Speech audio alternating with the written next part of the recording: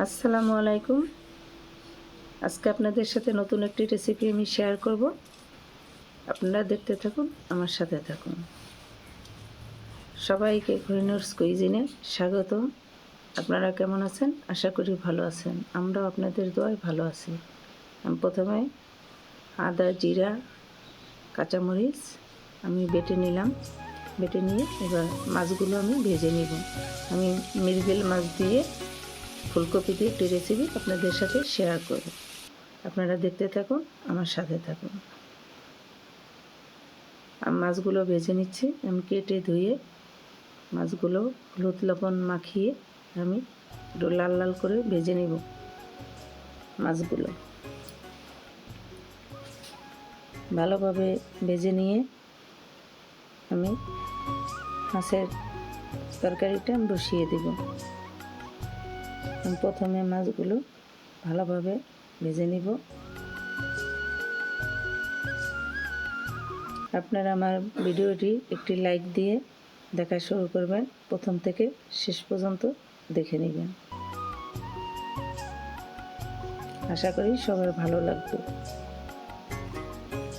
মাছগুলো ভাজা হয়ে গেছে, আমি এখন উঠিয়ে নিলাম।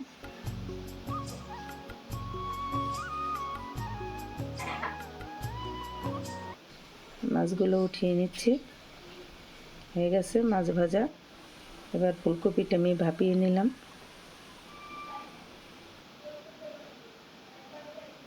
কড়াইতে তেল দিয়ে দিলাম তরকারিটা বসানোর জন্য।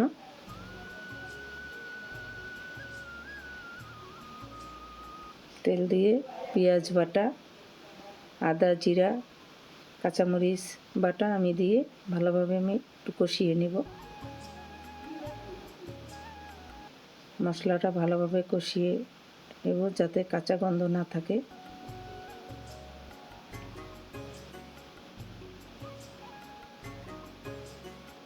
তেলে ভালোভাবে আমি মশলা কষিয়ে নিলাম। এবার একটু পানি দিয়ে দিলাম।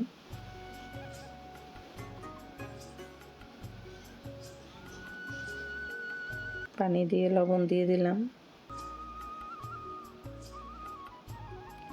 হলুদের গুঁড়ো দিয়ে দিলাম। হলুদের গুঁড়ো দিয়ে আমি নাড়াচাড়া দিয়ে ভালোভাবে একটু কষিয়ে নিলাম। এবার মরিচের গুঁড়া দিয়ে দিলাম। মরিচের গুঁড়া দিয়ে একটু নাড়াচাড়া দিয়ে দিলাম।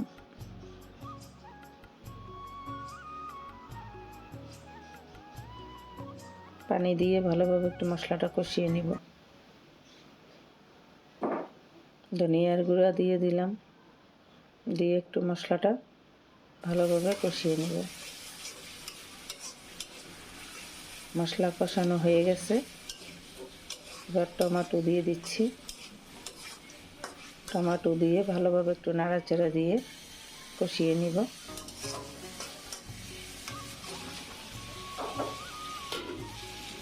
এবার ফুলকপি দিয়ে দিলাম। ফুলকপি দিয়ে একটু মিক্স করে নিয়ে ভালোভাবে মশলার সাথে মিক্স করে আমি ভালোভাবে কষিয়ে নিব।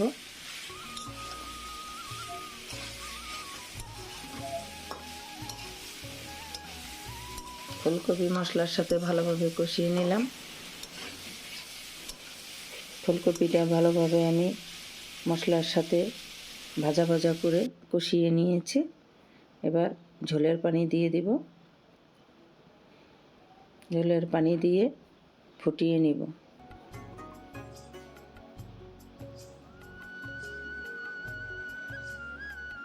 ঝোলের পানি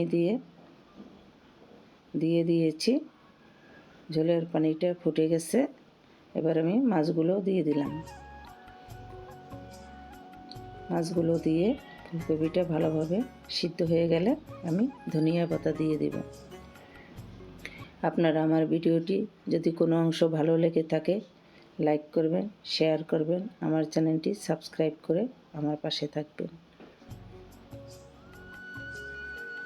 ফুলকপি সিদ্ধ হয়ে গেছে, ঝোলটা টেনে গেছে। এবার আমি ধনিয়া পাতা দিয়ে দিলাম। ধনিয়া পাতা দিয়ে আর একটু ফুটিয়ে আমি নামিয়ে নেব। হয়ে গেছে ফুলকপি দিয়ে মাছ দিয়ে অসাধারণ একটি রেসিপি। আপনারা এভাবে বাসায় বানিয়ে খাবেন।